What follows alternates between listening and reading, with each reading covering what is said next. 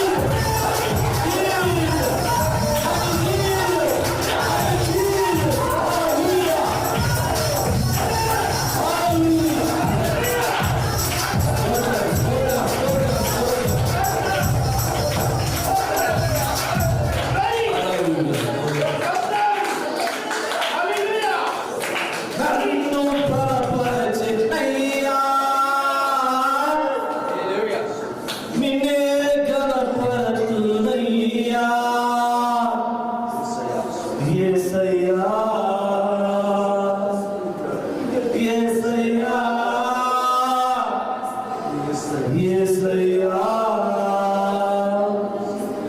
యేసయ్యా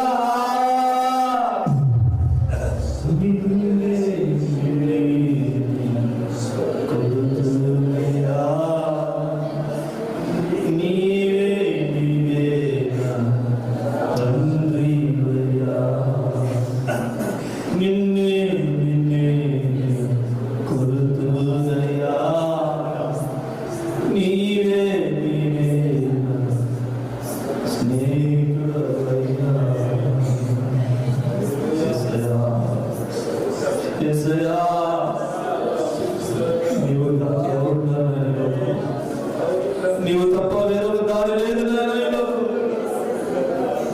నీవు తప్ప వేరే మార్గం లేదు నాయన. నీ మార్గాన్ని మేము అనుసరించి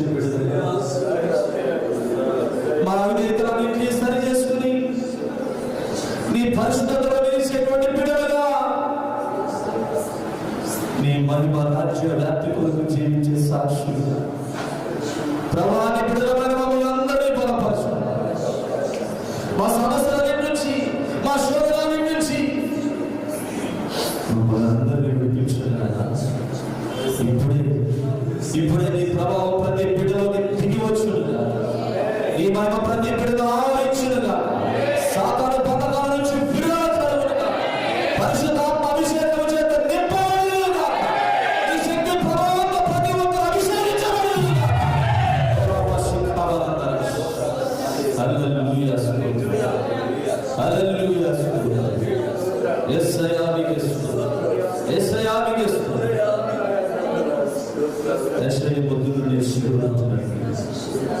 ఓ ప్రతి ఒక్క మొండి హృదయంలో నుంచి, ప్రతి మొండి హృదయంలో నుంచి గొప్ప శిగురు చేయించునుగా, గొప్ప శిగురు చేయించునుగా. నూతన ఆత్మ ప్రతి ఒక్కరికి కలుగునుగా, ప్రాచీన స్వభావం సిలువేయబడునుగా,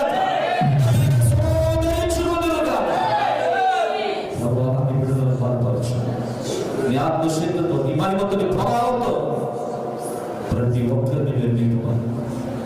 ప్రతి ఒక్కరితో ఇది నా వాక్కుతో వారిని మీరు మాట్లాడి వారి హృదయాలను మీ వైపు తిప్పుకోరు. రక్షణ లేని ప్రతి బిడ్డ రక్షణ పొందినట్టు, మారు మనసు లేని బిడ్డ మారు మనసు పొందినట్టు, బాప్తిస్మ పొందిన బిడ్డ బాప్తిస్మ పొందినట్లుగా, పడిపోయిన వారు తిరిగి లేచినట్లుగా ప్రతి ఒక్కరితో మీరు మాట్లాడి మీ వాక్కుతో వారి హృదయాన్ని దర్శించుకుంటారు. యేసునామమున అడిగిపోయి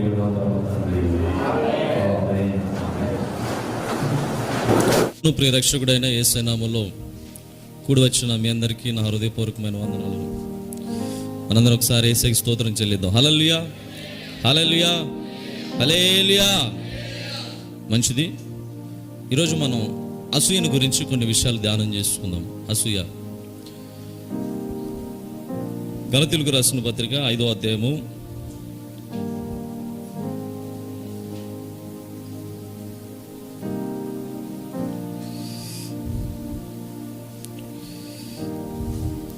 21వ వచనం. భేదములు, విమతములు, అసూయలు, మత్తతులు, అల్లరితో కూడిన ఆటపాట్లు మొదలైనవి, వీటిని గూర్చి నేను మునుపు చెప్పిన ప్రకారం ఇటు వాటిని చేయువారు దేవుని రాజ్యమును స్వతంత్రించుకొనరని మీతో స్పష్టంగా చెప్పుచున్నాను. వీటిని గురించి నేను మునుపు చెప్పిన ప్రకారం ఇటు వాటిని చేయువారు దేవుని రాజ్యమును స్వతంత్రించుకొనరని మీతో స్పష్టముగా చెప్పుచున్నాను.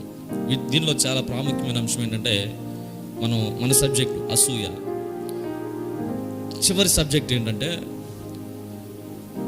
దేవుని రాజ్యమును స్వతంత్రించుకున్నారని మీతో స్పష్టంగా చెప్పుచున్నాను. అసూయ ఉన్నవాడు ఎక్కడికి వెళ్ళంట? దేవుని రాజ్యానికి చేరడం. దేవుని రాజ్యాన్ని స్వతంత్రించుకోవాలంటే అసూయను తీసేసుకోవాలి. కాబట్టి అసూయ అనేది మానవ హృదయంలో ఒక ప్రమాదకరమైనటువంటి స్వభావం. దాన్ని నువ్వు తీసుకోనకపోతే దేవుని రాజ్యాన్ని ఎట్టి పరిస్థితుల్లో కూడా సంపాదించుకోలేవు. బైబిల్ గ్రంథంలో రాస్తుంది, విగ్రహారాధికులు, వ్యభిచారులు, దొంగలు, దుర్భాషలాడేవారు, అలాగే త్రాగుబోతులు, మాంత్రికులు, వీరెవరో దేవుని రాజ్యానికి చేరనని రాయబడింది. వారితో పాటు వీరి గురించి కూడా రాస్తుంది. వారిలో ప్రాముఖ్యమైనటువంటి వ్యక్తి ఎవరంటే అసూయ కలిగినటువంటి వాడు. అసూయ కలిగిన వాడు కొంతకాలం దేవునిలో నిలబడగలడు, కానీ ఆ తర్వాత దేవుని రాజ్యాన్ని స్వతంత్రించుకొని ఆఖరి వరకు కూడా తనను తాను కాపాడుకొని అంతవరకు కూడా సహించి తన రక్షణను కొనసాగించుకొని జీవితాల్లో సంతృప్తిగా బ్రతికి దేవుని కొరకు సాక్షిగా బ్రతికి దేవుని రాజ్యంలో చేరడం అనేది చాలా కష్టం. అందుకని దేవుడు స్పష్టంగా చెప్తున్నాడు, నీలో ఉన్నటువంటి అసూయని తొలగించేసుకోవాలి. హల్లెలూయా, హల్లెలూయా. అసూయ ఉంటే మానవుడు ఏం చేస్తాడంటే తీతుకు రాసిన పత్రిక 3:3 చెప్పాడు, ఎందుకనగా మనము కూడా మునుపు అవివేకులము అవిధేయులు మోసపోయిన వారము నానా విధమైన దురాశకు రోగం భోగములకును దాసులమై ఉండి దుష్టత్వమందును అసూయ యందును కాలము గడుపుచు అసహ్యులమై ఒకరికి ఒకడు ద్వేషించుకొనుచూ ఉంటిమి. అసూయ మనసులో ఉంటే ఏమొస్తుందంట? ఒక మనిషి మీద మరొకరికి ద్వేషభావం వస్తుంది. చూడండి, ఒకరి మీద ఒకరికి ద్వేషభావం వస్తుంది. అసూయ మనసులో ఉంటే ద్వేషభావం కలుగుతుంది. కాబట్టి త్వరగా అసూయని మీరు తీసివేయండి. నువ్వు ప్రేమించాలి అని యేసు ప్రభు చెప్పినటువంటి ఈ నిబంధనకి విరుద్ధమైనటువంటి పని చేస్తావు. యేసు ప్రభు ప్రేమించమని చెప్తుంటే నీ హృదయంలో ఏముంటుంది? ద్వేషం ఉంటుంది. లోపల ద్వేషం ఉంటుంది, పైకి ప్రేమగా ఉన్నట్టుగా నటిస్తాం. అందుకనే ప్రభు చెప్తున్నాడు, నీలో ఉన్న అసూయని తీసేయి. ఎవడన్నా ఎదుగుతున్నాడా, వర్ధిల్లుతున్నారా, నీకు ఎవరిని చూసి నీకు అసూయ కలుగుతుందో ఆ వ్యక్తి విషయంలో ఆ అసూయను తీసేసుకొని నీవు ప్రేమను పెంచుకోవాలి. లేకపోతే ఆ అసూయ నిన్ను నరకంలోకి ఈడ్చుకెళ్ళి వెళ్ళిపోద్ది. అది దేవుని రాజ్యంలోనికి నిన్ను చేరనీయకుండా చేసేస్తుంది. అసూయను నువ్వు త్వరగా తీసేసుకోవడం అనేది నీ ఆత్మీయ జీవితానికి ఎంతో మంచిది. హల్లెలూయా, హల్లెలూయా, హల్లెలూయా. బైబిల్ గ్రంథంలో మనం చూసినట్లయితే ఒక స్పష్టమైనటువంటి మాట రాసి ఉంటుంది. ఆదికాండం 26:14. అతనికి గొర్రెల ఆస్తియు గొడ్ల ఆస్తియు దాసులు గొప్ప సమూహమును కలిగినందున ఫిలిస్తీయులు అతని యందు అసూయపడిరి. అసూయ ఎలా వచ్చింది చెప్పండి? ఎందుకు వచ్చింది అసూయ?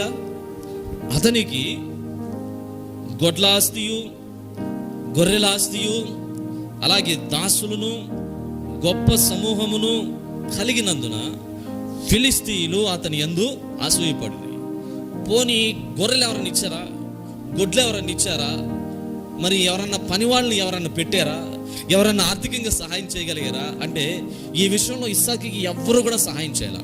కానీ ఇస్సాకుని గురించి బైబిల్ గ్రంథం స్పష్టంగా ఏం చెప్తుందంటే 12వ వచనంలో అతడు ఇస్సాకు ఆ దేశం మందున్నవాడై విత్తనము వేసి ఆ సంవత్సరమున 100 ఫలము పొందెను.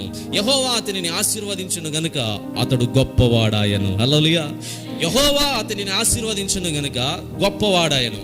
గొప్పవాడిని చూసినప్పుడు ఏం కలుగుతుంది? అసూయ కలుగుతుంది. నీవు గొప్పవాడిగా ఉంటే నిన్ను చూసి అసూయ పడతారు. గొప్పవాడిగా ఉంటే ఇతరులు నిన్ను చూసి అసూయపడతారు. కనుక నీవు నీ హృదయంలో దేవునిని చేర్చుకుని ఇస్సాకులాగా దేవుని వైపు చూసి దేవునిని మాత్రమే నీ హృదయంలో స్థిరపరచుకొని రోజు రోజు క్రమక్రమంగా అభివృద్ధి పొందుతూ ఉండాలి. ఇస్సాకు ఒక్కసారి ఏమైనా లాటరీ టికెట్ తగిలినట్టుగా గొప్పవాడైపోయాడా అంటే కాదు. అక్కడ రాసి ఉంది, అతడు చూడండి మిక్కిలి గొప్పవాడగు వరకు క్రమక్రమముగా అభివృద్ధి పొందుచు వచ్చును. అతడు మిక్కిలి గొప్పవాడగు వరకు క్రమక్రమంగా అభివృద్ధి పొందుతూ వచ్చును. అతను గొప్పవాడు అయ్యే వరకు కూడా దేవుని మీద ఆధారపడ్డాడు, దేవుని వైపే చూస్తా ఉన్నాడు, దేవుని స్తుతిస్తున్నాడు, దేవుని ఆరాధిస్తున్నాడు, దేవుని పైన పరిపూర్ణంగా ఆనుకొని ఉన్నాడు. కనుక దేవుడు అతనిని గొప్పవాడిగా చేశాడు. హల్లెలూయా. గొప్పవాడిగా అయ్యాడు, ఐశ్వర్యవంతుడైపోయాడు. ఏమీ లేనటువంటి స్థితిలో ఉన్నటువంటి ఇస్సాకు తను ఏ పని చేశాడో ఆ పనిని దేవుడు వృద్ధి చేశాడు. మీ జీవితాల్లో కూడా నేర్చుకోవాల్సిన అంశం ఏంటంటే మనం ఏ పని చేస్తామో ఆ పనిలో మనకు అభివృద్ధి కావాలి అని అంటే మన జీవితంలో కంపల్సరీగా దేవుడు ఉండాలి. దేవుడు లేకపోతే నువ్వు ఏ పని చేసినా కూడా నీకు అభివృద్ధి ఉండదు. నీ జీవితంలో వర్ధిల్లుతూ జీవించాలి అని అంటే ఏ పని చేసినా కూడా దేవుడు నీకు తోడై ఉండాలి అని అంటే నువ్వు కంపల్సరీగా దేవునిని స్తుతించి ఆరాధించే బిడ్డగా ఉండాలా. దేవునిని నీ హృదయంలో చేర్చుకోవాలా. దేవునిని స్తుతిస్తూ ఎప్పటికప్పుడు కూడా ఆయన కట్టడలను శాసనాలను అనుసరిస్తూ జీవించాలా. ఇలా ఎప్పుడైతే నీ జీవితంలో చేస్తావో ఇప్పుడు దేవుడు నిన్ను అభివృద్ధి బాటలో నడిపిస్తాడు. దేవుడు ఎంతగా వృద్ధి చేశాడు ఇస్సాకుని. అరే వచ్చినప్పుడు ఏమీ లేకుండా వచ్చాడు, కానీ ఇప్పుడు ఏం తీసుకెళ్తున్నాడు చెప్పండి? గొర్రెల ఆస్తి, గొడ్ల ఆస్తి, జనమును, గొప్ప సమూహమును, ఇవన్నీ అన్నీ కూడా అతను కలిగి ఉన్నాడంట. హల్లెలూయా. ఎన్నాళ్ళున్నా కూడా మన జీవితంలో మనం ఏం సంపాదిస్తున్నాం అనేది ఆలోచిస్తే ఎప్పుడైనా సరే అప్పుడు ఎలా ఉన్నాం ఇప్పుడు అదే స్థితిలో మనం ఉండకూడదు. మన స్థితి అనేది మారుతూ ఉండాలి, మనం సంపాదించేది మారుతూ ఉండాలి. మనం భక్తిలో ఏమేమి సంపాదిస్తూ వచ్చాం, ఒకప్పుడు దర్శన వరం ఉంది, ఒకప్పుడు ప్రవచన వరం ఉంది, ఆ తర్వాత దేవుడు పాటలు పాడే వరం ఇచ్చాడు, ఆ తర్వాత ప్రార్థన చేసే వరం ఇచ్చాడు, ఆ తర్వాత పాటలు రాసే వరం ఇచ్చాడు, ఆ తర్వాత విశ్వాస వరం ఇచ్చాడు, ఆ తర్వాత వాక్యాన్ని బోధించే వరం ఇచ్చాడు, ఆ తర్వాత క్రమక్రమంగా ఒకదాని తర్వాత ఒకటి దేవుడు ఇస్తూ వస్తున్నాడు. కనుక ఆత్మలో మనం వర్ధిల్లుతూ ఉండంటే దేవుడు భౌతికంగా కూడా దేవుడు ఏం చేస్తాడంట, వృద్ధి చేస్తూ ఉంటాడు. హల్లెలూయా, హల్లెలూయా. కొంతమంది చెప్తా ఉంటారు, అయ్యగారు ఈరోజు పరిస్థితి మాది ఎలాగుందనంటే తినడానికి లేని పరిస్థితి అయ్యగారు, ఎప్పుడో 10 సంవత్సరాల క్రితం ఈ మాట చెప్పావుగా, మళ్ళీ ఇప్పుడు ఎందుకు చెప్తున్నావు అని అంటే, అప్పుడు ఎలా ఉందో ఇప్పుడు కూడా అదే పరిస్థితి. ఇస్సాకు విత్తనం వేసి అభివృద్ధి చెందాడు, క్రమక్రమంగా దేవుడు అతన్ని అభివృద్ధి చేశాడు. ఆ అభివృద్ధి నీలో ఏది? ఇతరులు నిన్ను చూసి అసూయపడేటువంటి అభివృద్ధి నీలో ఎందుకు కనపడట్లా? నీలో ఉన్నటువంటి లోపాన్ని బట్టి, నీలో ఉన్న అవిధేయతను బట్టి, నువ్వు పరిగెత్తేటువంటి పరుగును బట్టి, నీవు నడిచేటువంటి నడతలను బట్టి నీ జీవితం ఆధారపడి ఉంటుందని మర్చిపోకూడదు మనం. హల్లెలూయా, హల్లెలూయా. నువ్వు యేసుని వెంబడిస్తే ఆశీర్వాదాలు నీతో పాటు వస్తాయి. అర్థమైందా? నువ్వు యేసుని వెంబడిస్తే నీ వెనకాల ఆశీర్వాదాలు వస్తూ ఉంటాయి. నువ్వు యేసుని కాక నువ్వు దుష్టత్వాన్ని వెంబడిస్తూ ఉంటే శాపం నీ వెనకాలే వస్తుంది, దరిద్రత నీ వెనకాలే వస్తుంది, మరి మరణం నీ వెనకాలే వస్తుంది, ఇవన్నీ కూడా నాశనం నీ వెనకాల వస్తుంది, ఇవన్నీ నీ వెనకాల వస్తాయి. నువ్వు యేసు వెనుక నడుస్తూ ఉంటే బైబిల్ కొంత స్పష్టంగా చెప్తుంది, నీతి నీ ముందర నడుచును. నీతి నీ ముందర నడుచున్నప్పుడు ఆశీర్వాదాలు నీ వెనకే వచ్చేస్తా ఉంటాయి. ఆశీర్వాదం కొరకు నీవు ప్రార్థన చేయాల్సిన, నన్ను ఆశీర్వదించని మనం అదే పనిగా గోచారాల్సిన అవసరం లేదు. 40 రోజులు 30 రోజులు ఉపవాసం ఉండాల్సిన అవసరం లేదు. నీ జీవితంలో నువ్వు చక్కగా దేవుని కొరకు సాక్షిగా బ్రతకడానికి నువ్వు నిర్ణయించుకొని నీతి మార్గంలో నువ్వు నడిస్తే చాలు, నీ వెనకాల నీతిమంతుడికి కలిగే ఆశీర్వాదాలన్నీ వెనకే వస్తాయి. హల్లెలూయా. నీతిమంతుని ఇల్లు గొప్ప ధననిధి, నీతిమంతుడు ఎలాగున ఆశీర్వదించబడును.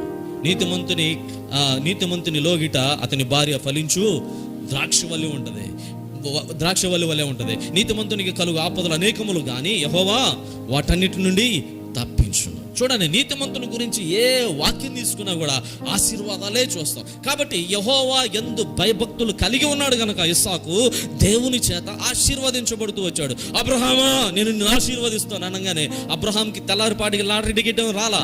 అబ్రహామా నీ సంతానాన్ని విస్తరింపజేస్తాను అనగానే 25 సంవత్సరాలు వెయిట్ చేశాడు. 25 సంవత్సరాల తర్వాత దేవుడు చేసిన వాగ్దానం నెరవేరింది. అందరూ అసూయపడేటట్లుగా మనం దీవించబడాలి. హల్లెలూయా, హల్లెలూయా. క్రైస్తవులుగా మన బ్రతుకులు అసూయ ఉండకూడదు, కానీ ఇతరులు అసూయ పడినంతగా మన జీవితాలను దేవుడు ఆశీర్వదిస్తాడు. ఫిలిస్తీన్లు అంటే ఎవరు? ఇశ్రాయేలీల ప్రజలంటే ఎవరు? వాగ్దాన నిబంధన జనాంగం. వాగ్దాన నిబంధన జనాంగాన్ని దేవుడు వాగ్దాన నిబంధన జనాంగాన్ని ఆశీర్వదిస్తానన్నాడు, మీ సంతానాన్ని విస్తరింపజేస్తానన్నాడు. అబ్రహాముకి చేసిన వాగ్దానం ఇప్పుడు తండ్రికి చేసిన వాగ్దానం కుమారుడికి కూడా చేస్తా ఉన్నాడు. కుమారుడికి నెరవేరడం కాదు, కుమారుడికి కూడా వ్యక్తిగతంగా దేవుడు వాగ్దానం చేశాడు. ఎందుకో తెలుసా? అతని ప్రవర్తనను బట్టి, హల్లెలూయా, అతడు చేసిన దైవ భక్తిని బట్టి, అతడు చూపించినటువంటి యథార్థతను బట్టి, దేవుని మీద అతనికి ఉన్నటువంటి ప్రేమను బట్టి దేవుడు అతన్ని ఏం చేస్తున్నాడు తెలుసా? ఆశీర్వదిస్తున్నాడు. హల్లెలూయా, హల్లెలూయా, హల్లెలూయా. ఆశీర్వాదం కొరకు మనం దేవుణ్ణి వెంబడిస్తున్నాం. ఆశీర్వాదం కొరకు వెంబడించే మనం ఆశీర్వదించమని పదే ప్రార్థించడం కాదు, కానీ మనం ఏం చేస్తున్నామో ఆ పనిలో దేవుడు మనకు తోడుగా వచ్చినట్లుగా మనం మన క్రియలను స్థిరపరచుకోవాలి. మన క్రియలు చెడ్డవైతే మన జీవితంలో మన ఫలాలు కూడా చెడ్డవైపోతాయి. మన క్రియలు మంచివైతే మన ఫలాలు కూడా గొప్పగా ఉంటాయి. హల్లెలూయా, హల్లెలూయా. బైబిల్ గ్రంథంలో ఒక చెట్టు ఉందండి. ఏంటది? చెట్టు. ఈ చెట్టు చక్కగా ఎలా ఉందయ్యా అంటే, మరి విస్తారమైనటువంటి కొమ్మలు ఉన్నాయంట దీనికి. విస్తారమైన కొమ్మలు. ఈ కొమ్మలు ఎలా ఉన్నాయంటే శృంగారంగా ఉన్నాయి. కొమ్మలు ఎలా ఉన్నాయంటే శృంగారమైనటువంటి కొమ్మలు. ఈ శృంగారమైనటువంటి కొమ్మలకి విశాలమైనటువంటి గుబురు అయినటువంటి ఈ చిగురు చక్కగా చిగురిస్తాం. ఈ విశాలంతో కూడినటువంటి గుబురు ఉన్నాయి. ఇప్పుడు దాని యొక్క చిటారి కొమ్మ ఎక్కడికి ఉన్నాయి అంటే, మరి ఎత్తైన మేఘాలను అంటుకునేటువంటి కొమ్మంత, ఆ మేఘాన్ని అంటుకునేంత కొమ్మ అయిపోయింది. అరే, విశాలంగా కొమ్మలు ఉన్నాయి, గుబురైనటువంటి చిగురు ఉంది, ఇది విశాలంగా వ్యాపించి గొప్పదైపోయింది. కారణం ఏంటి అని అంటే, దాని ప్రక్క నుంచి ఒక నది ప్రవహిస్తూ ఉంది. హల్లెలూయా. ఆ నదిని ఆధారం చేసుకుని ఈ చెట్టు ఉన్నతంగా ఫలించింది, అలా గొప్పగా ఎదిగిపోయింది. ఆహా, నేను ఎంత ఎదిగానో తెలుసా, నేను ఎంత అభివృద్ధి చెందానో తెలుసా అని తన చుట్టుప్రక్కల ఉన్న చెట్లన్నింటినీ చూస్తా. చుట్టుప్రక్కల ఉన్న చెట్లు కూడా చూడడానికి ఎలా ఉన్నాయి? చాలా పెద్దవిగా, రమ్యంగా ఉన్నాయి. కానీ ఈ చెట్టు యొక్క సొగసు మాత్రం మిగతా చెట్ల కంటే చాలా గొప్ప, రమ్యంగా ఉంది, చాలా ఎత్తుగా ఉంది, చాలా విశాలంగా వ్యాపించి ఉన్నాయి దీని కొమ్మలు. ఈ చెట్టు మీదకి వచ్చి అనేకమైన పక్షులు అనేకమైన గూళ్ళను చేసుకుని అక్కడ నివాసం చేస్తూ ఉన్నాయి. చాలా మంది మనుషులు వచ్చి ఈ చెట్టు కింద నివాసం చేస్తున్నారు, సేద తీరుతూ ఉన్నారు బాటసారులు. ఇంత గొప్ప చెట్టు ఒకానొక రోజున అలా చుట్టూ తేరి చూసింది, అలా చూస్తే ఆహా, నా సొగసు ఎంత చక్కగా ఉంది, ఈ చెట్లన్నిటికంటే నేను గొప్ప స్థితిలో ఉన్నాను కదా, ఈ చెట్లన్నిటికంటే నేను సౌందర్యంగా ఉన్నాను కదా అని దాని సౌందర్యాన్ని చూసి అతిశయపడిందంట, గర్వపడింది. హల్లెలూయా. ఎప్పుడైతే అది అతిశయపడిందో, ఎప్పుడైతే గర్వించిందో, దాని సొగసును బట్టి దాని హృదయంలోనికి దుష్టత్వం వచ్చేసింది, దాని హృదయంలోనికి గర్వం వచ్చేసింది. నా అంతటి వాడు లేడు, నా అంతటి వాడు లేరు, నా అంతటి అందగత్తి లేదు, నా అంతటి సొగసు ఎవరికీ లేదు అని ఎప్పుడైతే గర్వించడం ప్రారంభించిందో, దేవుడు ఏం చేశాడంటే దాన్ని, ఆ చెట్టుని ఒక్క దెబ్బతో కొట్టాడు, దాని కొమ్మలన్నీ నరికేశాడు. ఇప్పుడు ఆ చెట్టు ఏమైపోయిందంటే, ఆ కొమ్మలన్నీ ఆ నది వాగులో పడిపోయినాయి, ఆ చెట్టు యొక్క మొద్దు కింద పడిపోయింది, అది ఎండిపోయింది. ఈ ఎండిపోయినటువంటి చెట్టు, ఆ చెట్టు మీదకి పక్షులు వచ్చి వాళ్తేనే కానీ అక్కడ నివాసము లేదు. ఆ చెట్టు కింద అప్పటి వరకు నివాసం ఉన్నటువంటి వాళ్ళు ఎవరు కూడా లేరు. ఆ చెట్టు కింద నివాసం ఏర్పరచుకున్న పక్షులు ఏవి కూడా అక్కడ లేవు. ఎందుకని ఈ చెట్టుకి దుస్థితి రావడానికి కారణం అంటే, చెట్టు ఏం చేసిందంటే అతిశయపడింది. ఆహా, అందరూ నన్ను చూసి అసూయపడుతున్నారు చూసావా, నన్ను దేవుడు ఎంత గొప్పగా చేస్తున్నాడు చూసావా, నాకున్న డబ్బు చూసావా, నాకున్న పదవి చూసావా, నాకున్న అధికారం చూసావా, నాకున్న అంద చందాలు చూసావా, నా సొగసు స్వరూపాన్ని చూసావా అని చెట్టు అతిశయపడడం వల్ల తన హృదయంలో వచ్చిన గర్వాన్ని బట్టి దేవుడు కొట్టేశాడు. దేవుడు నిన్ను ఎలాగ హెచ్చించాలనుకుంటున్నాడంటే, అందరూ అసూయపడేలాగా నిన్ను హెచ్చించాలనుకుంటున్నాడు. కానీ అందరూ నిన్ను చూసి అసూయపడేంత గొప్పగా ఎదిగావు కాబట్టి నువ్వు అతిశయించవద్దు. అర్థమైందా? ఒకప్పుడు సైకిల్ మీద వెళ్ళాడు, ఈరోజు కారులో తిరుగుతున్నాడు, అతిశయం రాకూడదు. అర్థమైందా? ఒకప్పుడు నువ్వు సైకిల్ మీద వెళ్ళావు, ఈ రోజున నువ్వు కారులో వెళ్ళడానికి కారణం యేసే, నా సిలువను బట్టి నేను అతిశయిస్తున్నాను అన్నాడు పౌలు. నా పాపాలు క్షమించబడ్డాయి కాబట్టి నేను అతిశయిస్తా, నేను రక్షించబడ్డాను కాబట్టి అతిశయిస్తా, నా దేవుడిని నేను స్తుతించగలుగుతున్నాను కాబట్టి నేను అతిశయిస్తా, దేవుని మహిమ నాలో ఉంది కాబట్టి అతిశయిస్తా, దేవుడు నన్ను దర్శించి నన్ను ఎత్తుకుంటానన్నాడు కాబట్టి నేను అతిశయిస్తా, ఆయన రెక్కల నీడలో నా జీవితం ఉంది కాబట్టి అతిశయిస్తా, నా భార్యను బట్టి నేను అతిశయించును, నా బిడ్డలను బట్టి అతిశయించును, నాకున్నటువంటి మరి తల్లిదండ్రులను బట్టి నేను అతిశయించును, నా రక్త సంబంధాలను బట్టి నేను అతిశయించును, నాకున్న వెనకున్న ఫ్రెండ్ సర్కిల్ని బట్టి నేను అతిశయించును, నాకున్న దేనిని బట్టి నేను అతిశయించును, కానీ నా పాపాలు క్షమించబడి ఉన్నవని దేవుడు చెప్పినప్పుడు నేను అతిశయిస్తా. సిలువని బట్టి మాత్రమే మన అతిశయం ఉండాలి. హల్లెలూయా, హల్లెలూయా. శరీరంలో కోరికలు పెట్టుకొని మనం అతిశయిస్తే ఆ అతిశయం నీకు ఎందుకు కూడా మంచిది కాదు. నీ అతిశయం దేనిని బట్టి ఉండాలంటే, నీ పాపాలు క్షమించిన కొలది ఇంకా దేవునికి నువ్వు సమీపస్తుడివై జీవించే కొలది నీ అతిశయం అధికమవుతూ ఉండాలి. కానీ మరి వేరే విషయాన్ని బట్టి అతిశయించేటువంటి వీల్లేదు. ఇతరులు నిన్ను చూసి అసూయపడుతున్నారు, దానిని బట్టి నువ్వు గర్వించవద్దు, దానిని బట్టి నువ్వేం చేయదు, గర్వించవద్దు. గర్విస్తే అవుతుంది చెప్పండి, కొట్టేస్తుంది. నెబుకద్నెజరు రాజు అనుకున్నాడు మనసులో, ఏమని, ఆహా, ఈ నగరం ఇదంతా కూడా నేను సంపాదించిన సంపాదన, ఇదంతా నాకున్న తెలివితేటలు, నా జ్ఞానంతో నేను ఇదంతా కూడా చేశాను, నా రాజకీయ జ్ఞానం సామాన్యమైంది కాదనుకున్నాడు. ఆకాశం నుండి అలాగ మేఘం తెరవబడింది. అలా రెండుగా ఆకాశం తెరవబడి ఒక గొప్ప స్వరం వినబడుతుంది, నెబుకద్నెజర్, నీవు 7 సంవత్సరాలు గడ్డి మేస్తావు. ఎవరు చెప్పాడా నేను గడ్డి మేస్తాను? నాకున్న సంపద చూసావా? నాకున్న ధన భాండాగారం చూసావా? నాకున్నటువంటి సైన్యాధిపతులు చూసావా? సైనికులు చూసావా? నాకున్న గుర్రాలు చూసావా? గుర్రపు రౌతులు చూసావా? నాకున్నటువంటి ఏనుగులు చూసావా? నాకున్నటువంటి ఖడ్గాలు చూసావా? నాకున్నటువంటి వజ్ర వైడూర్యాలు చూసావా? నాకున్నటువంటి సమస్త సుఖభోగాలు చూసావా? నాతో ఉన్న రాణులను చూసావా? నాకున్నటువంటి మొత్తము రాజనీతిని నువ్వు చూసావా? నేనెందుకు గడ్డి మేస్తా? నాకెందుకు వస్తుంది ఈ పరిస్థితి అని అనుకున్నాడు. కానీ అడవిలోకి వెళ్ళి గడ్డి తిని బతికాడు. హల్లెలూయా. అడవిలోకి వెళ్ళి గడ్డి తిని బతికాడు. పక్షి గోడులాగా గోడులు అయిపోయినాయి. నెయిల్స్ కట్ చేసుకోవాలనుకునే ఆ ఇంగిత జ్ఞానం కూడా లేకుండా పోయింది. 7 సంవత్సరాల తర్వాత అర్థమైంది నెబుకద్నెజరుకి, ఇదిగో దేవుడికి విరోధంగా లేస్తే ఇదంతా నా యొక్క స్వనీతి అని అనుకుంటే, నా యొక్క టాలెంట్ అని నేను అనుకుంటే, ఇదిగో మనుషులందరూ అసూయపడినట్లుగా నేను అతిశయపడితే, ఈ రోజున నాకు అర్థమైంది ఏంటంటే, దేవుడు లేకపోతే నేను జీరో. దేవుడు నాతో ఉంటేనే హీరో, దేవుడు నాతో లేకపోతే జీరో కదండి. దేవుడు మనతో ఉంటే మనం ఎవరం? మనం హీరోస్. దేవుడు మనతో లేకపోతే మనలో ఏమీ లేదు. మనమంతా కూడా శూన్యమే, మనం అంతా మట్టే. ఒక చిన్న రోగం వచ్చిందంటే చాలు అయిపోతాం. ఏమంటే ఒక చిన్న రోగం వచ్చిందంటే దానికి ట్రీట్మెంట్ అందకపోతే అయిపోయినట్టు. ఒకవేళ ట్రీట్మెంట్ అందినా సరే వచ్చేటువంటి రోగం తగ్గకపోతే అయిపోయింది, జీవితం క్లోజ్. మనుషుని జీవితం అయిపోతుంది. నీటి బుడగ లాంటిది అన్నాడు కదా. అంతలోనే ఆవిరి అయిపోయేటువంటి నీటి బుడగ లాంటిది.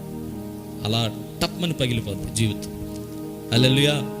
కాబట్టి అతిశయం, అసూయ, నీ జీవితంలో ఇతరులను చూసి అసూయపడొద్దు, కానీ నువ్వు మాత్రం ఇతరులు నిన్ను చూసి అసూయపడేలాగా ఎదగాలి. కానీ అతిశయం అనేది నీలోనికి రానియవద్దు.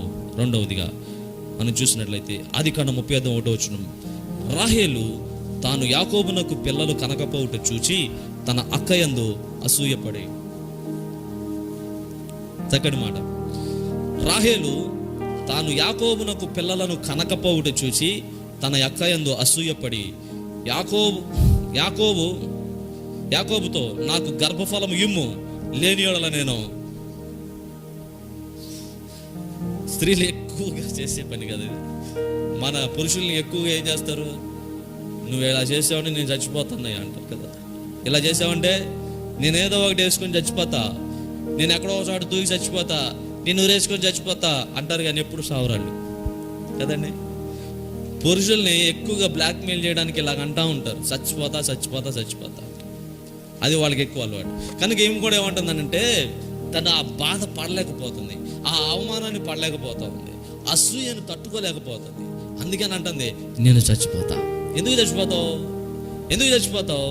ఇదిగో నా అక్కకేముంది? మా బావకొని ఇచ్చిన 25,000 రూపాయలు పట్టు చీర ఉంది, మరి నాకేముంది? కనీసం 500 పెట్టి చీర కూడా లేదు. నాకు 500 చీర కూడా లేదు. 25,000 పెట్టి కొనిచ్చాడు మా బావ మా అక్కకి. నువ్వేం కొనిచ్చావు? ఇక ఇలాంటి బతకడం అనవసరం, చచ్చిపోవడం బెస్ట్. నేను చచ్చిపోతా.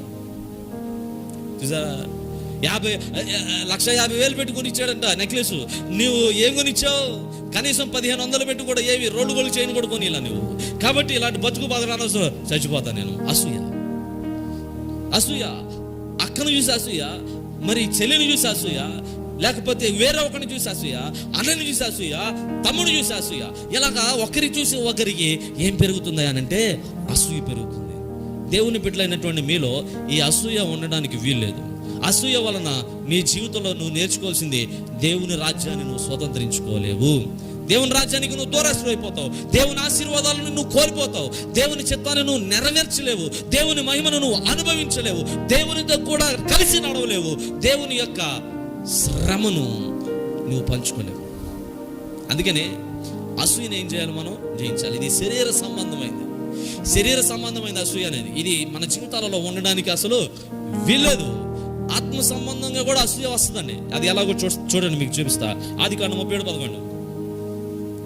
ఆదికాండం 37:11. అతని సహోదరులు అతని యందు అసూయపడిరి, అయితే అతని తండ్రి ఆ మాట జ్ఞాపకం ఉంచుకున్నాడు. హల్లెలూయా, హల్లెలూయా, హల్లెలూయా. అతని సహోదరులు అతని యందు ఏం చేశారంట? అసూయపడిరి. అంటే ఎందుకు అసూయ? సహోదరులకి, తమ్ముడంటే, అన్నయ్యలకి ఎందుకు అసూయ అంటే, అతనికి దేవుడు ఒక ప్రత్యేకమైన వరం ఇచ్చాడు. దేవుడు అతనంటే ఇష్టపడతా ఉన్నాడు, తండ్రి ఇష్టపడతా ఉన్నాడు, చుట్టుప్రక్కల ఉన్న బంధువులు ఇష్టపడుతున్నాడు. వాడు ఎప్పుడు చూసినా సంతోషంగా హ్యాపీగా గడుపుతున్నాడు. కానీ మిగతా వాళ్ళకి ఆ సంతోషం లేదు. వాడు సంతోషంగా ఉంటున్నాడని వీళ్ళకి అసూయ, వాడు ఆనందంగా బ్రతుకుతున్నాడని అసూయ, వాడు దేవునితో మాట్లాడుతున్నాడని అసూయ, దేవుడు వాడికి దర్శనాలు ఇస్తున్నాడని అసూయ, తండ్రి వాడికి బహుమానాలు ఇస్తున్నాడని అసూయ, తండ్రి వాడిని ప్రేమిస్తున్నాడని అసూయ. ఈ అసూయ వారిలో పెరిగిపోతా ఉంది. అందుకనే వారందరూ అతని మీద పన్నాగం పన్నారు. ఏమని? చంపేద్దాం. అరే వాడిని చంపేస్తాం, మనలో అసూయ కూడా చచ్చిపోతారా, వాడిని చంపేద్దాం, వాడిని చంపి గుంట్లో పాతేద్దాం. ఇట్లా వాళ్ళు ఆలోచించుకుంటూ ఉన్నారు. అంటే ఆలోచించండి, అసూయ అనేది నీ హృదయంలో ఉంటే నీవు జీవితంలో నువ్వు పైకి ఎదగలేవు. అసూయ అనేది నిన్ను వర్ధిల్ల చేయనివ్వదు. అది వర్ధిల్లనిది నిన్ను నీ బ్రతుకులో. కాబట్టి నీలో అసూయను చంపేసుకోవాలి. ఎవడైనా బాగా ప్రార్థన చేస్తున్నాడా, వాడిని చూస్తే అసూయ. ఎవరైనా సరే దేవుడు ఆశీర్వదించి వాళ్ళు ఏమైనా కారు కొనుక్కున్నారా, అసూయ. ఎవరైనా సరే స్టేజ్ ఎక్కి చక్కగా పాడుతుంటే అందరూ మెచ్చుకున్నారా, అసూయ.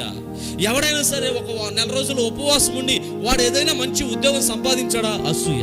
ఆత్మీయంగా ఏదన్నా వరాన్ని సంపాదించుకొని ఆ వరాన్ని సంఘంలో వినియోగిస్తున్నాడా, అసూయ. ప్రతి వారికి, ప్రతి సహోదరుడికి కూడా అసూయ. తమ్ముడి మీద అంటే సొంత తమ్ముడు అవ్వచ్చు, అది లేకపోతే రక్త సంబంధి కాకపోవచ్చు, సహోదరుడు, సంఘంలో సభ్యుడు కావచ్చు, ఎవరి మీద అయినా సరే ఏంటంటే అసూయ. ఈ అసూయ ఆ వ్యక్తి యొక్క జీవితాన్ని ఏం చేస్తుందంటే నాశనం చేసేస్తుంది. హల్లెలూయా. ఆత్మ సంబంధంగా కూడా ఆ వ్యక్తిని ఏం చేయని ఇట్లా ఎదగని ఇట్లా. అందుకనే బైబిల్ గ్రంథంలో స్పష్టంగా నాడు యోహాను రాసిన పత్రికలో, ప్రియుడా ఆత్మలో వర్ధిల్లుచు ఉన్న ప్రకారం అన్ని విషయాలలో కూడా సౌఖ్యముగా ఉండము. హల్లెలూయా, హల్లెలూయా. నువ్వు వర్ధిల్లుతూ సౌఖ్యంగా ఉండాలి. అందుకు నువ్వు నీలో ఉన్న అసూయను తీసేసుకోవాలి. వేరే వాడిని చూసి నువ్వు అసూయపడొద్దు. ఎవడైనా సరే గొప్పగా మంచిగా డ్రెస్ వేసుకుంటే వాడిని చూసి అసూయపడొద్దు.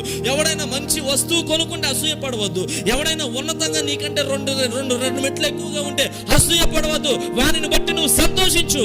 ఏడ్చువారితో ఏడవండి, నవ్వేవారితో నవ్వండి అని చెప్పేసి అపోస్తలుడైన పౌలు చెప్పాడు కనుక అలాగే నీ జీవితాన్ని నువ్వు మలుచుకోవాలి. కానీ నీ జీవితంలో ఇతరులను బట్టి అసూయపడేటువంటి జీవితం నీకు రానియవద్దు. హల్లెలూయా. అసూయ అనేది ఎవరికి వస్తుందండి? యోబు గ్రంథం 5:2. అసూయ అనేది ఎవరికి వస్తుంది?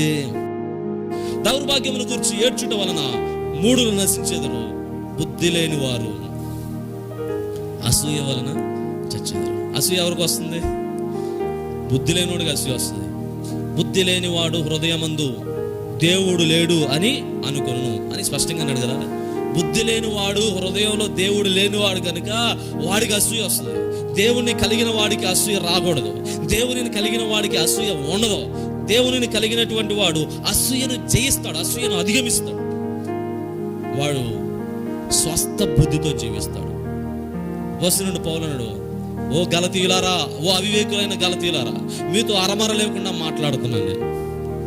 మీతో మీరు స్వస్థ బుద్ధి కలిగి ఉండండి, మీరు ప్రేమ కలిగి ఉండండి, మీరు దేవుని యొక్క మహిమను అవలంబించండి, ఆ దేవుని మహిమ చేత నింపండి.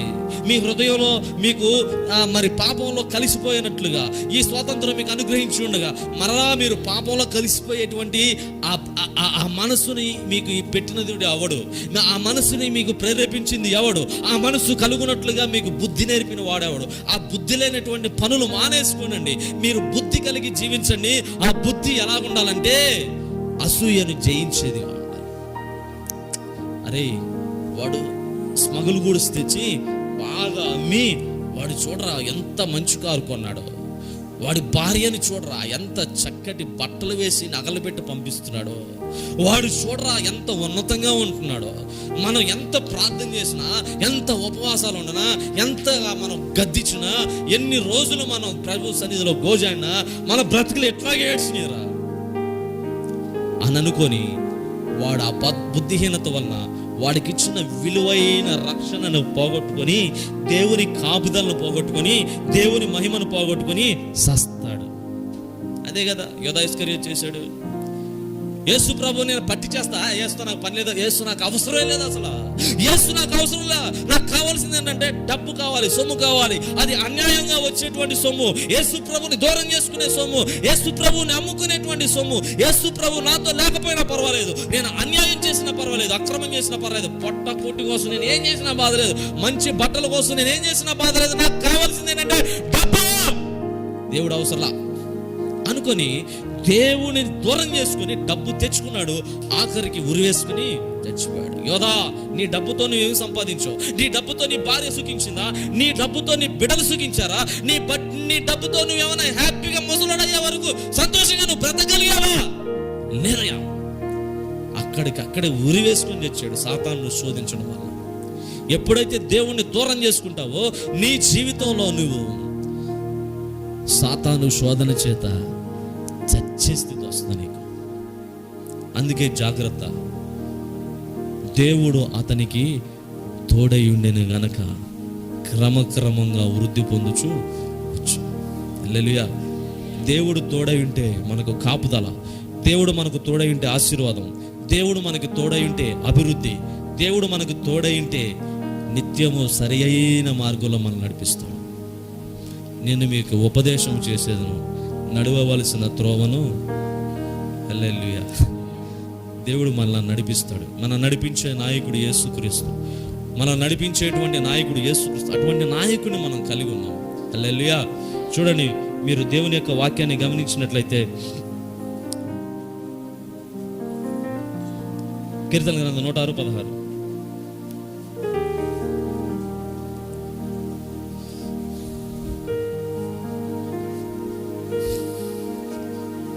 కీర్తన గ్రంథం 106:16.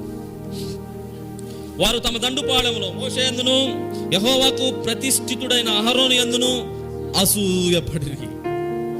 ఎవరి మీద అసూయపడుతున్నారు? దైవజనుడి మీద అసూయపడుతున్నారు, దైవజనురాల మీద అసూయపడుతున్నారు. జాగ్రత్త. అసూయ అనేది నీ జీవితంలో పనికిరాదు. ఒకప్పుడు తినడానికి తిండి లేక కడుపు మార్చుకొని కష్టపడి పనిచేసిన వాడు దైవజనుడు. ఒకప్పుడు కట్టుకోవడానికి చీరలేక మరి ఎంతో బాధపడినటువంటి స్త్రీ దైవజనురాలు. ఈ రోజున వాళ్ళని దేవుడు ఆశీర్వదించాడు, వాళ్ళకి దేవుడు కలుగజేశాడు, వాళ్ళకి దేవుడు పరిచర్య చేయడానికి అన్నీ ఇస్తా ఉన్నాడు. అన్నీ ఇస్తున్నటువంటి వారు వాటిని బట్టి దేవుని పరిచర్యలో ఇంకా కొనసాగుతూ ఉండండి, సంతోషపడాలి, కానీ వారిని బట్టి అసూయ పడకూడదు. చూడండి, మోషేను చూసి మరి మిర్యాము ఏం చేసింది? అసూయ పడింది. నువ్వేమన్నా దైవజనుడువా ఏంటి? నువ్వు ఒక్కడవేనంటే పరిచర్య చేసేది, మేము కూడా చేస్తాం, మేము నాయకులమే, మేము వాక్యం చెప్తాం చూడని చెప్పేసి మిర్యాము సవాల్ చేసింది. వెంటనే ఇంటికి వెళ్ళేటప్పటికి తెల్లగా అయిపోయింది ముఖం. ఏంటి నీ ముఖం ఎలాగైపోయింది అని అంటే యాజకుడు వచ్చి చెక్ చేస్తుంది, కుష్టి వ్యాధి. ఏంటి, ఎందుకు వచ్చింది కుష్టి? ప్రభా, ఎందుకు వచ్చిందయా నాకు ఈ కుష్టి? ఎందుకు వచ్చిందయా నాకు ఈ కుష్టి వ్యాధి? ప్రభా, నాకు ఈ కుష్టి వ్యాధి నుంచి విడుదల దయచే, కుష్టి వ్యాధి నుంచి నాకు విమోచన దయచే. ప్రభా, నాకు ఎందుకు వచ్చింది? ప్రభా, ఎందుకు వచ్చింది? ఎందుకు వచ్చింది? ఎందుకు వచ్చింది? ఎందుకు రావడం ఏంటి? నా స్నేహితుడైనటువంటి మోషేను నువ్వేం చేసావు? ఎదిరించావు, నువ్వు అవమానించావు, నువ్వు అతని మీద అసూయపడ్డావు, అతని నోటుకు వచ్చినట్లుగా మాట్లాడావు, అతని మీద దుర్భాషలాడు, అందుకే ఈ కుష్టి వచ్చింది. అయ్యా, నన్ను క్షమించయ్యా, ఇంకెప్పుడు అననయ్యా. క్షమించాల్సింది నేను కాదమ్మా. వెళ్ళి మోషేని అడుగు. మోషే దగ్గరికి వెళ్ళింది. మోషే, నన్ను క్షమించు ప్లీజ్, నేను తెలియక చేశాను. ఇదిగో దైవజనుడి విలువేంటో, దైవజనుడేంటో, దైవజనుడితో ఉన్నటువంటి ఆత్మీయత ఏంటో, దైవజనుడికి దేవునికి మధ్య ఉన్న రిలేషన్ ఏంటో నాకు అర్థం కాక ఇష్టం వచ్చినట్లుగా మాట్లాడాను. మోషే, నన్ను క్షమించు. దెబ్బకి కుష్టి వ్యాధి నయమైపోయింది. హల్లెలూయా, హల్లెలూయా. దైవజనుడి మీద మనం అసూయపడకూడదండి. దైవజనుడి మీద ఎప్పుడు కూడా అసూయపడకూడదు. దైవజనుడు ఒక ఇల్లు కట్టుకున్నాడా, సంతోషపడండి. దైవజనుడు ఒకవేళ ఏదైనా మంచి డ్రెస్ వేసుకున్నాడా, సంతోషపడండి. దైవజనుడు తన పిల్లలతో ప్రేమ కలిగి ఉంటాడా, అసూయపడకండి. చాలా మంది ఏం చేస్తారంటే దైవజనుడు తన పిల్లల్ని కొంచెం ఎక్కువగా బాగా ప్రేమించాడు అనుకోండి, కొంచెం మంచి బట్టలు వేసినా, లేదా దైవజనుడు ఏదైనా షాపులో ఏదైనా పిల్లలకు కొనిద్దామని చెప్పి తీసుకెళ్ళినా ఆ టైంలో ఎవరైనా కనపడారు అనుకోండి, వాళ్ళని చూసి అసూయ పడతారు. వాళ్ళని చూడరు ఎట్లా ప్రేమిస్తున్నాడు, మనల్ని ప్రేమించట్లేదు అని అసూయ పడుతుంటారు. అలా ఎప్పుడు కూడా మనం అలా అసూయ పడకూడదు. హల్లెలూయా, హల్లెలూయా. దైవజనుడు అందరినీ ఆత్మీయంగా ప్రేమిస్తాడు, కానీ తన పిల్లలని శారీరకంగాను ఆత్మీయంగాను 2 విధాలుగాను ప్రేమించాలి కదండి. కుమార్తెను కుమార్తెలాగా ప్రేమించాలా, కుమారుని కుమారులాగా ప్రేమించాలా, భార్యను భార్యలాగా ప్రేమించాలా. ఏమండి, విశ్వాసిని భార్యలాగా ప్రేమించాలనుకోండి తేడాలు వచ్చేస్తాయి. ఇది చాలా తప్పు కదా. భార్య ప్రేమ అనేది చాలా ప్రత్యేకమైనది. ఇది క్రీస్తుకి సంఘానికి మధ్య ఉన్నటువంటి ప్రేమ. ఈ ప్రేమను అగాపే ప్రేమ అంట. భార్యాభర్తల మధ్య ఉన్న ప్రేమను అగాపే ప్రేమ అంట. కాబట్టి భార్యకు పంచే ప్రేమ వేరు, విశ్వాసికి పంచే ప్రేమ వేరు, కుమార్తెకు పంచే ప్రేమ వేరు, కుమారునికి పంచే ప్రేమ అంట. ప్రేమలో తేడాలు ఉన్నాయి. కాబట్టి ఆ ప్రేమను వాళ్ళకి పంచినప్పుడు నువ్వు అసూయ పడవు. హల్లెలూయా, హల్లెలూయా, హల్లెలూయా. అసూయ పడేటువంటి మనసు మనకు అది ఏమాత్రము మంచిది కాదు. చూడండి, లాస్ట్గా ఒక మాట చెప్పి నేను ముగిస్తా. మార్కు సువార్త 15:9 15:9 ప్రధాన యాజకులు అసూయ చేత యేసును అప్పగించారు. ప్రధాన యాజకులు అసూయ చేత ఏం చేశారంట? యేసును అప్పగించారు. ఎందుకు అసూయ? ప్రధాన యాజకుల్ని ఎవరిని చూసినా కూడా సార్ నమస్తే సార్ అని వెళ్తున్నారు, లేకపోతే సార్ నమస్తే సార్ అని వెళ్తున్నారు, లేకపోతే సార్ నమస్తే సార్ అని వెళ్తున్నారు. వాడిని చూడగానే, సంత వీధుల్లో వారు చూడగానే నమస్కారం చెప్పేస్తున్నారు. అరే వీడు ఎవరనుకుంటున్నావురా? పరమజ్ఞాని. ఇతను ఎవరనుకుంటున్నావురా? బోధకుడురా. ఇతను ఎవరనుకుంటున్నావురా? ఇతను గొప్పవాడురా అని అతని గురించి చాలా గొప్పగా చెప్పుకుంటున్నారు. ఒకప్పుడు అలాంటి గొప్పగా వాళ్ళ గురించి చెప్పుకుంటే, ఎప్పుడు యేసు ప్రభు వచ్చి ఏమంటున్నాడంటే వాళ్ళని పరిసయ్యులారా మీరు సున్నం కొట్టిన సమాధులు అన్నాడు. ఏం మాట్లాడుతున్నావు? మేమెవరో తెలుసా? మేము గొప్పవారు, జ్ఞానం తెలిసినటువంటి వారు అనుకుంటున్నారు జనాలు. మాకు అందరికీ నమస్కారాలు పెడతారు, వంగి దండాలు పెడతారు, మాకు పూజలు చేస్తారు. అలాంటిది సున్నం కొట్టినటువంటి సమాధులు అంటావా అని యేసు ప్రభు మీద అసూయ పెంచుకుంటున్నారు. యేసు ప్రభులో ఉన్న జ్ఞానాన్ని బట్టి వాళ్ళకి అసూయ, యేసు ప్రభులో ఉన్న మహిమను బట్టి వాళ్ళకి అసూయ, యేసు ప్రభు చేసే అద్భుతాలను బట్టి అసూయ, యేసు ప్రభు మాట్లాడేటువంటి దైవ నీతిని బట్టి వాళ్ళకి అసూయ. ఆ అసూయను బట్టి ఇప్పుడు ఏం చేద్దాం? యేసుని సిలువ వేసి చంపేద్దాం. యేసుని చంపేస్తే దరిద్రం వదిలిపోద్ది. ఇప్పుడు మనందరం గొప్పవారుగా మళ్ళా ఈ వందనాలు స్వీకరించవచ్చు. అందరి ముందు కూడా యేసు ప్రభు నీచుడుగా మనం ఎంచితే, నీచుడుగా అదే ఇతరులు గుర్తించేలాగా చేస్తే ఇప్పుడు మనం గొప్పవారం కావచ్చు. అలా గొప్పవారం అయితే ఇప్పుడు అందరూ మనల్ని నమస్కరిస్తారు, అన్ని చేస్తారు. కాబట్టి యేసు మీద అసూయ.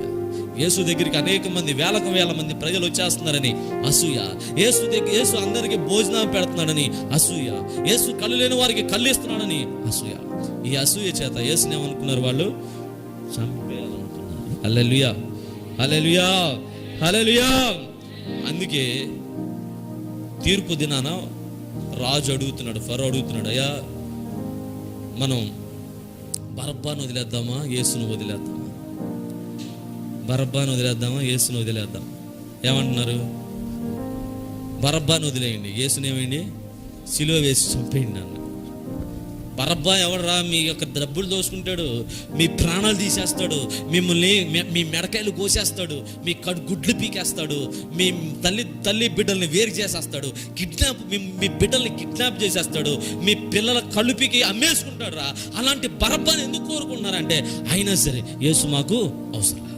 యేసు మీకు క్షేమం కలుగు చేసేవాడు. యేసు మీ జీవితాలలో మిమ్మల్ని తీర్చిదిద్దేవాడు, మీ భవిష్యత్తులో అభివృద్ధినిచ్చేవాడు, మీకు కడుపు నిండా తిండి పెట్టేవాడు, మీకు రోగం వచ్చినప్పుడు స్వస్థత ఇచ్చేవాడు, మీకు మనసులో నెమ్మది కలుగు చేసేవాడు, శత్రువు నీ మీదకి రాకుండా దేవుని యొక్క కాపుదలను ఉంచగలిగినటువంటి వాడు. యేసు మీ జీవితాలలో మీ కుటుంబాలు క్షేమంగా ఉండాలని కోరుకునేవాడు, మీ అభివృద్ధి సంతోషపడేవాడు, మీకు ఏది అవసరమో అది ఇచ్చేటువంటి యేసు. అటువంటి యేసుని మీరు వద్దంటారా? మాకు అవసరం లేదా యేసు? మాకేం కావాలి?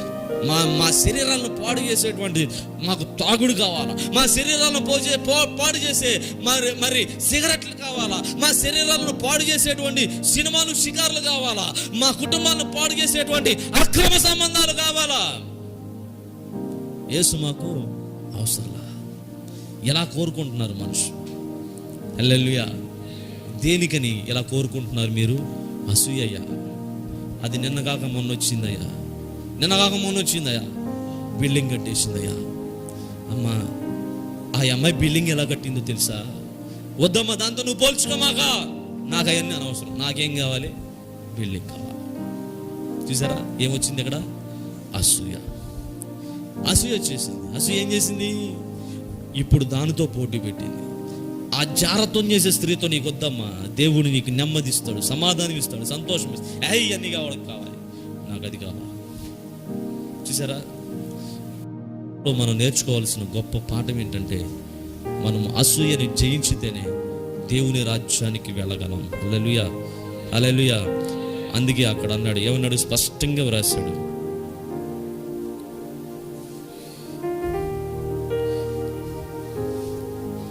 ఏమన్నాడు చూడండి. ఫస్ట్ ఏమొచ్చిన మనం చదివింది గలతీయులకు రాసిన పత్రికన 5:21 ఏమన్నాడు? అసూయలు దేవుని రాజ్యమును స్వతంత్రించుకొనరని మీతో స్పష్టముగా చెప్పుచు. అసూయ కలిగిన వాడు ఎవడు కూడా దేవుని రాజ్యంలోకి చేరడానికి కష్టమే. అందుకని ఏమన్నాడు? ఇప్పుడు చూడండి 2 కొరింథీయులకు రాసిన పత్రిక 12:20. ఎందుకనగా ఒకవేళ నేను వచ్చినప్పుడు మీరు నాకు ఇష్టలుగా ఉండరేమో అనియు, నేను మీకు ఇష్టడుగా ఉండనేమో అనియు, ఒకవేళ అసూయ మీలో ఉండునేమో అని నేను మరలా వచ్చినప్పుడు నా దేవుడు మీ మధ్య నన్ను చిన్నబుచ్చునేమో అని మునుపు పాపము చేసి తాము జరిగించిన అపవిత్ర జారత్వము పోకిరి చేష్ట నిమిత్తము మారు మనసు పొందని అనేకులను గూర్చి దుఃఖపడవలసి వచ్చునేమో అని భయపడచ్చు. అర్థమైందా? అసూయ మీలోకి వస్తే మునుపు జరిగించినటువంటి పాపపు క్రియలన్నీ నాలో ఉంటాయేమోనని నేను భయపడతాను. మునుపు జరిగించిన పాప క్రియలన్నీ మీలోకి వస్తాయేమో అసూయ వలన. అందుకే నేను భయపడుతున్నాను. దేవుడికి వచ్చి, ప్రభా నా బిడ్డయ్యా చాలా గొప్పవాడునైనా, మంచి భక్తుడునైనా, ఉదయాలావగానే ప్రార్థన చేస్తాడైనా, నీ గురించి చాలా గొప్పగా చెప్పా. కానీ దేవుడు వచ్చినప్పుడు అడిగితే అతనిలో ఉన్న పాపాలన్నీ బయటపడి అనుకో, నేను చిన్నబుచ్చుకుంటా. అబ్రహాం ఏమన్నాడు? 10 మంది ఉంటే 50 మంది ఉంటే రక్షిస్తావా సొదొమ గొమొర్రా అని అన్నాడు. తప్పకుండా రక్షిస్తా. 50 మంది ఉన్నారా? లేరు. 40 మంది ఉంటే రక్షిస్తావా? 40 మంది ఉన్నా రక్షిస్తా. ఉన్నారా? లేరు. మళ్ళీ చిన్నబుచ్చుకుంది మోకం. 30 మంది ఉంటే రక్షిస్తావా? 30 మంది ఉంటే రక్షిస్తా అన్నాడు. 30 మంది కూడా లేరు అక్కడ, సొదొమ గొమొర్రా పడినాడు కదా. అయ్యా లాస్ట్ అండ్ ఫైనల్ ఇంకా అసలు మాట్లాడడం, 10 మంది ఉంటే రక్షిస్తావా? 10 మంది ఉన్నా రక్షిస్తా బ్రాహ్మ, ఎల్లు అన్నాడు. 10 మంది కూడా అక్కడ లేరు, నీతిమంతులు. ఆఖరికి ఏమైంది? అగ్నిగంధకాలు కురిసి మొత్తం అంతా బూడిదైపోయింది. హల్లెలూయా, హల్లెలూయా. నీ జీవితంలో నీ స్వభావము అగ్నిగంధకాల చేత దహించబడే స్వభావంగా ఉండకూడదు. నీ స్వభావము అది నీలో నుంచి బయటకు తీసివేయబడి అది నూతనమైనటువంటి క్రీస్తు స్వభావం ధరించుకున్నదిగా నీ స్వభావం ఉన్నట్లయితే అంతవరకు నువ్వు సహించగలుగుతావు. అంతవరకు సహించిన వాడు రక్షించబడతాడు. బాప్తిసం తీసుకున్న ప్రతివాడు రక్షించబడ్డండి. మారు మనసు పొందిన ప్రతివాడు రక్షించబడ్డండి. పాపక్షమాపణ పొందిన ప్రతివాడు రక్షించబడ్డండి. నీ జీవితంలో నువ్వు మారు మనసు, పాపక్షమాపణ, బాప్తిసం పొంది అంతవరకు సహిస్తేనే రక్షించబడతావు. అంతవరకు సహించాలా. నీ ముసలితనం వచ్చే వరకు కూడా దేవుడు నీతో ఉండాలా, దేవుడు నీతో నడవాలా. అర్థమైందా మీకు? హల్లెలూయా. ఇద్దరు భార్యాభర్తలు మార్కెట్కి వెళ్తున్నారనుకోండి, భార్య ఒక దారిన భర్త ఒక దారిని వెళ్తారా? ఒకవేళ డ్రింక్ తాగుతూ ఉన్నారనుకోండి, డ్రింక్ తాగుతూ భర్త మధ్యలో డ్రింక్ అక్కడ పెట్టేసి వెళ్తున్నాడు అనుకోండి, భార్య ఏమంటది? ఎక్కడికి పోతాడు సావని అనుకుంటుందా? చెప్పండి. ఎక్కడికి వెళ్తున్నారండి అంటే నాకు అనుభూతిగా వెళ్ళిపోతున్నానంటే ఈయన కూడా ఏం చేస్తుంది? నాకు నేను తాగి వస్తానంటదా, డ్రింక్ అక్కడ పడేసి పరిగెడుతుంది. అదేనా? దేవునితో ప్రయాణం కూడా అలాగ ఉండాలా. దేవుడు ఎక్కడికి వెళ్తే మనం అక్కడికి వెళ్ళాలా. దేవుడు సినిమా హాల్లోకి వస్తాడా? దేవుడు వైన్ షాప్లోకి వస్తాడా? దేవుడు పేకాట ఆడడానికి వస్తాడా? దేవుడు నివసించేటువంటి స్థలంలో మనం నివసించాలా. దేవుడు ఎక్కడికి వెళ్తాడో అక్కడికి వెళ్ళాలా. దేవుడు ఎక్కడ ఉండగలడో అక్కడే మనం ఉండాలి. కానీ దేవుడు లేని స్థలానికి మనం వెళ్ళకూడదు. దేవుడు రానిటువంటి చోట్లకి మనం వెళ్ళకూడదు. దేవుడు ఉండనటువంటి స్థలాల్లో మనం ఉండడానికి వీలు లేదు. దేవుడు నివసించే స్థలంలో మనం నివసించాలి. హల్లెలూయా. కనుక గుర్తుంచుకోనండి, ఈరోజు వాక్యం మన జీవితాలను మార్చుకుందాం. మనం పరిశుద్ధపరుచుకుందాం. దేవుని మహిమ చేత నింపబడదాం. మన స్వభావం శాంతి స్వభావంగా దేవుడు మార్చున్నట్లుగా, సమాధానం కలిగిన స్వభావంగా దేవుడు మన స్వభావాన్ని మార్చున్నట్లుగా, ప్రాచీన స్వభావాన్ని తీసేసుకొని నూతన స్వభావాన్ని ధరించుకొని దేవుని రాజ్యాన్ని మనం స్వతంత్రించుకుందాం. ఆఖరిగా ఒక్క మాట చెప్పి నేను ముగిస్తాను.